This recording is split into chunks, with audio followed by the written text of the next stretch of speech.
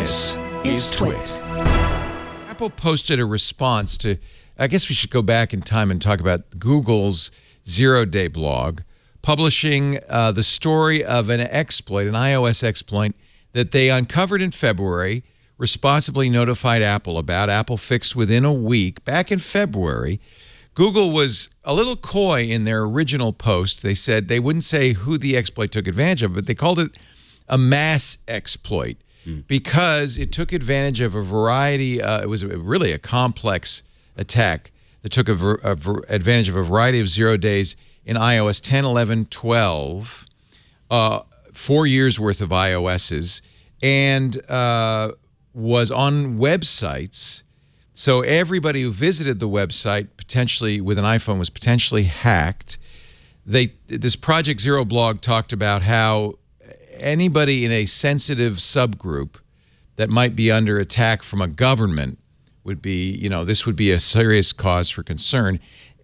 Google was not saying who it was, but shortly thereafter, TechCrunch came out with a story. I suspect they got briefed on background by Google that it was the Uyghurs Muslim majority in China. It was the Chinese government that had perpetrated the attack, which kind of makes sense because it's such a complicated attack. It's usually nation states.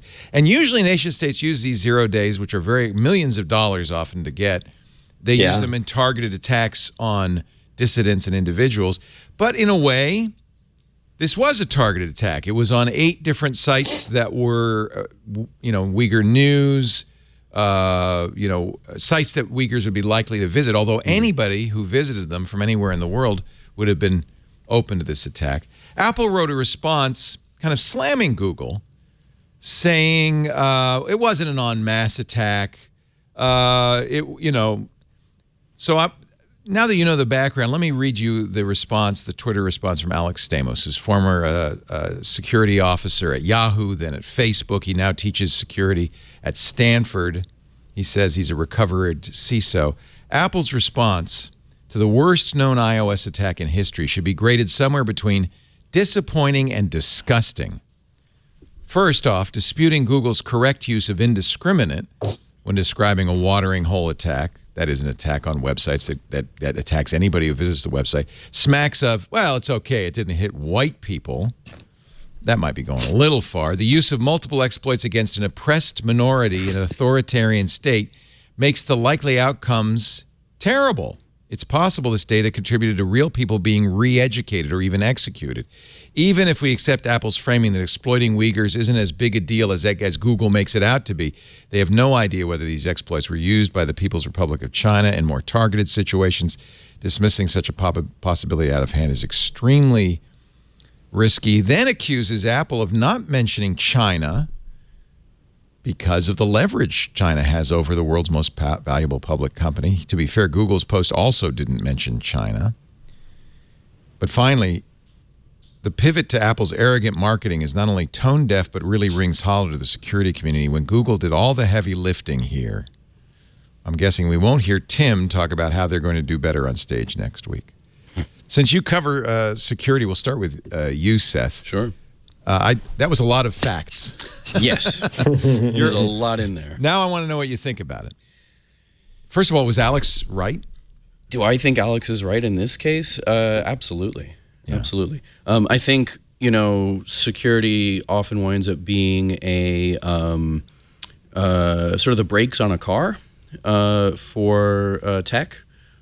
Security plays this role where it can allow tech to proceed even faster in some cases, but you still have to understand how to use the brakes. And I think it's long overdue that companies like Apple and Google, of course, have their sort of, come to the guru moment and start taking this stuff more seriously.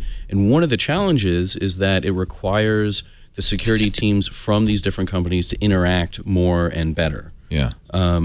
And so in a situation like this where Google has an in-house sort of skunkworks team that has been for years finding 0 days and giving the organizations that own those 0 days relatively short amount of time to fix them, 90 days in most cases, I think. That's the normal time, though. That's what they call responsible disclosure. It's a little bit faster, and it sort of depends on really what it is that's being disclosed. Sometimes it's not easy to fix in 90 Exactly. days. In this case, 7 days, Apple fixed it. So Apple did fix it, Yeah. which is great. But having more transparency about the process and having more awareness, among the people who are potentially being targeted. And I think one of the points that Alex makes that's really key here is that this is thought to have been used against the Uyghurs, but who are, for one thing, being, shuttled off into concentration camps in China. It's right a nasty now, situation. Which is very bad. But we don't because know. of their religion, basically. Sure. And we don't know where else China has been using this exploit. Right. And we don't know if anyone else has been using them either. Did Apple downplay the seriousness of this exploit? From their statement, it looks like they did. Yeah. Yeah. They one of the things they were upset about is that Google implied that they said Google's post issued 6 months after iOS patches were released creates the false impression of mass exploitation to monitor the private activities of entire populations in real time. This was never the case. I think Apple was at great pains to tell the world you're not being attacked, which I understand, but at the same time downplaying the real, genuine danger to the people who were being attacked. Harry? Yeah, I mean, well, Apple has a huge amount. Put the microphone sorry. in front. Yes, good idea. I'm going to get you on, Mike. Apple has a huge amount riding on the notion that the iPhone takes privacy more seriously than any other.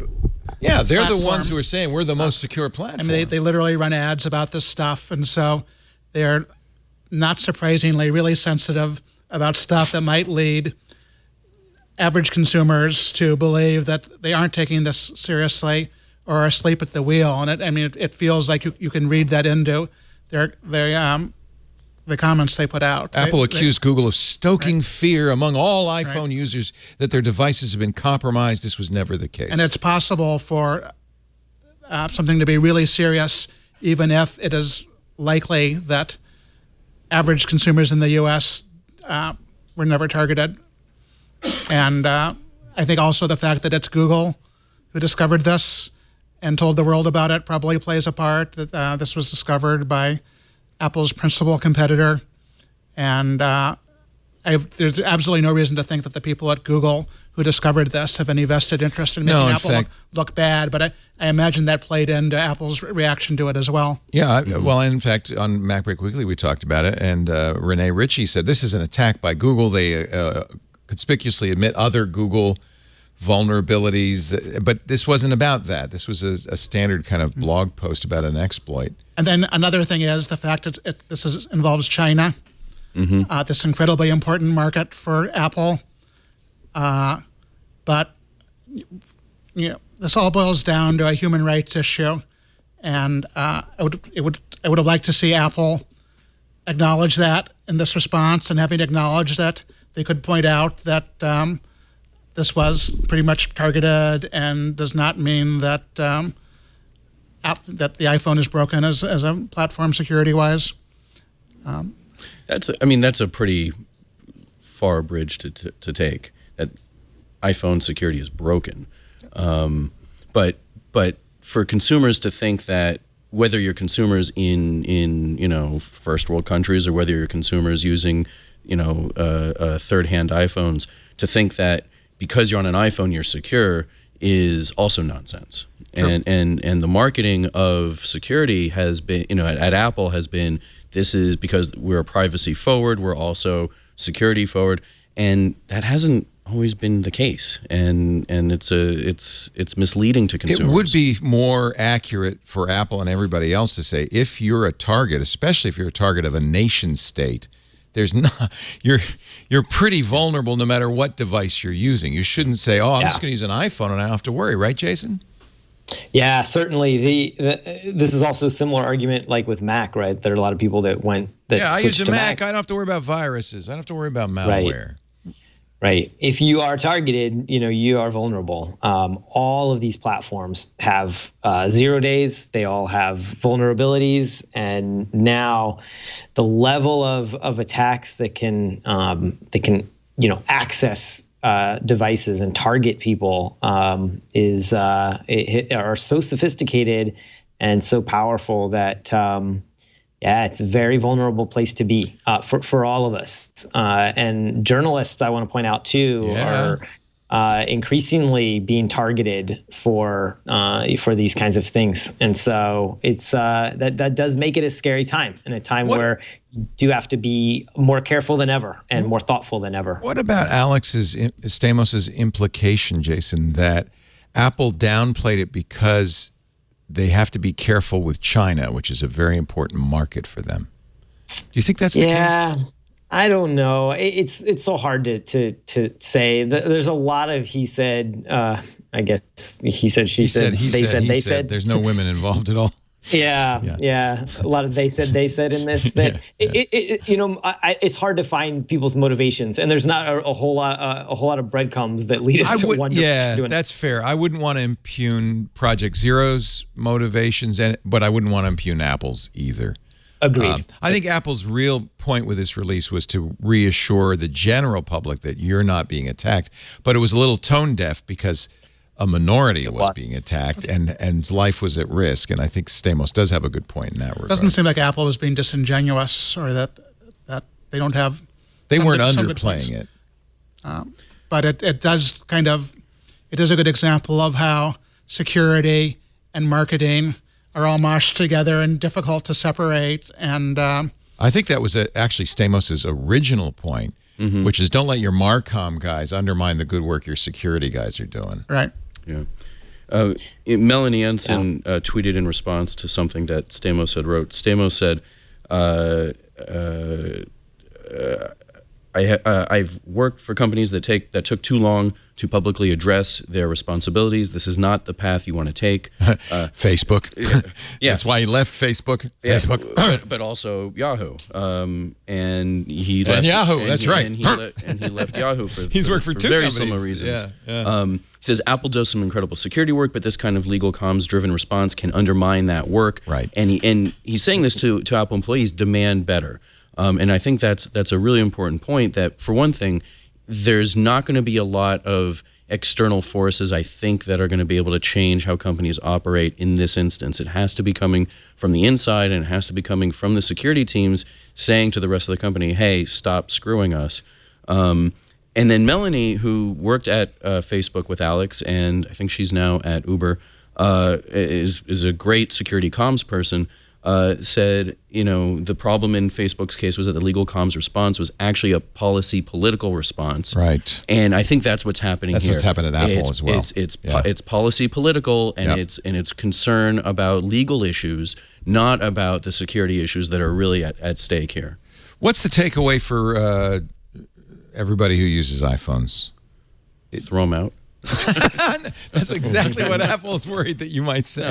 No, it's no different. No. Your security is no less than it was before this happened, right? Be more careful than ever, right? Two-factor authentication.